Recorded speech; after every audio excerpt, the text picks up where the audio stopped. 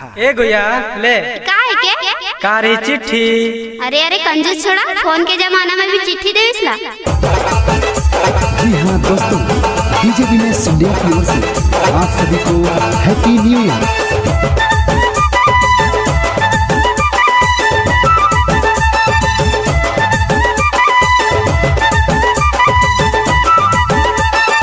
आप सभी सुन रहे हैं डीजे पंकज कुंदू जी।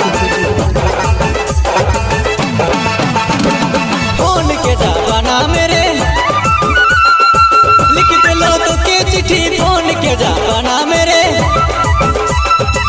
लिख दिलो तो के चिट्ठी। फोन नहीं लगे स्विच ऑफ तो बतावे।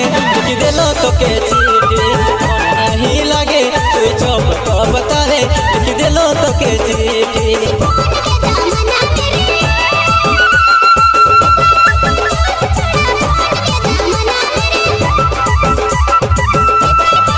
डीजे विनय बॉस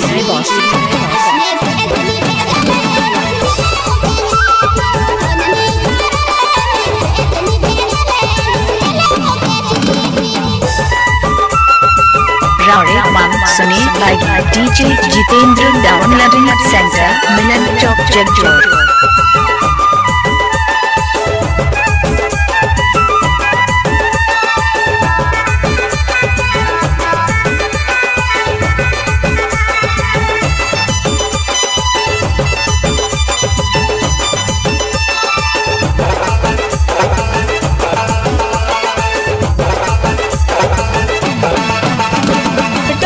चलत रानी लिख दिलो तो के चिट्ठी। टावर के चलत रानी लिख दिलो तो के चिट्ठी। फोन नहीं लगे हर बीच को बतावे। लिख दिलो तो के चिट्ठी। फोन नहीं लगे स्विच ऑफ को बतावे। लिख दिलो तो के चिट्ठी।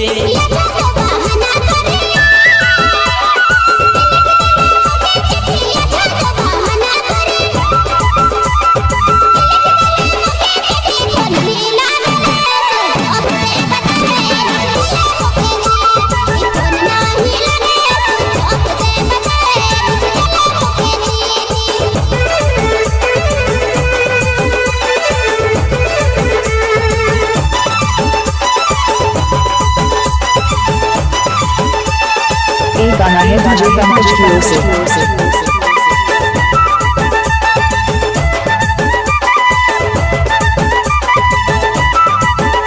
अपने मन में सुना थी DJ Ajay downloading centre bus stand Simdega. यार टेटू यार टेल टावर रहेला फेल रिंग तो स्मार्ट गोरी सब होए गेलक फेल। यार से अरे यार से महंगाई जान मार। यार से अरे यार से महंगाई जान मारे।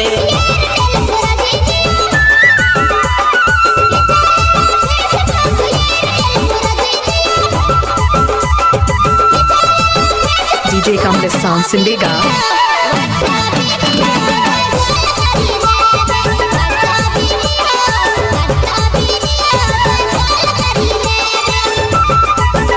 यार सेल अरे यार सेल महंगाई जान मारे।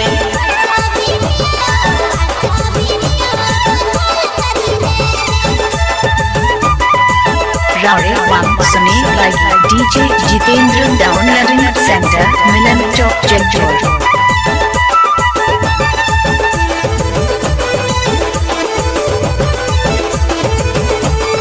Mix by DJ Sangeet centre को लगे।